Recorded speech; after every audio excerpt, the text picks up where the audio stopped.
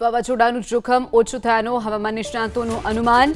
Anti cyclonic system વાવાઝોડાને દરિયામાં ધકેલી રહી હોવાનું અંબાલાલ પટેલનું કહેવું છે. અરબી સમુદ્રમાં સાયક્લોન બનાવવાની કોઈ શક્યતા નહીં. અત્યાર સુધીમાં કોઈ શક્યતા સામે નથી આવી રહી તેવું સ્કાયમેટનું કહેવું છે. તો ગુજરાત સાયક્લોનના ખતરામાંથી બચી જશે તેવું પરેશ ગોસ્વામીનું કહેવું છે.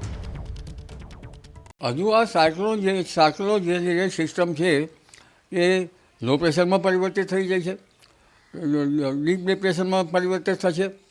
પરંતુ હજુ આ સિસ્ટમ જે છે એ મુંબઈ અને ગોવા અને આસપાસ અને અંદરની જમીનના ભૂભાગો ઉપર જ સંતાકુકડી રમી રહી છે.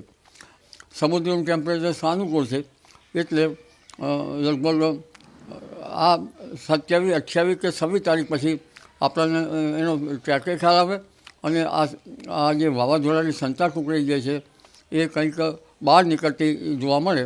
પણ આ સિસ્ટમ છે એ આજે મોડી રાતથી એમાં મૂવમેન્ટ થવાનું ચાલુ થયું છે અને અત્યારે એની મૂવમેન્ટ છે એ ઉત્તર પૂર્વ દિશા તરફ છે, એટલે કે પશ્ચિમ દિશા તરફ મૂવમેન્ટ નથી. એટલે સાયક્લોનના ખતરામાંથી ક્યાંય ને ક્યાંય હવે આપણે બચી જશું. જો કે હવે આ સિસ્ટમ છે એ સતત ઉત્તર પૂર્વ દિશા ઉપર મૂવમેન્ટ કરવાની છે, જેથી કરીને આપણે હવે સાયક્લોન બને તેવી સંભાવનાઓ ખૂબ નહીવત છે. એટલે સાયક્લોનના ખતરામાંથી ચોક્કસથી આપણે બચી જશું. પણ આ સિસ્ટમ છે એ વધુને વધુ હજી મજબૂત થાય તેવી શક્યતાઓ છે. લગભગ આવતીકાલે 24 મેના રોજ આ સિસ્ટમ છે એ લો પ્રેશરમાંથી મજબૂત થઈને ડિપ્રેશનમાં ફેરવાય તેવી શક્યતાઓ છે.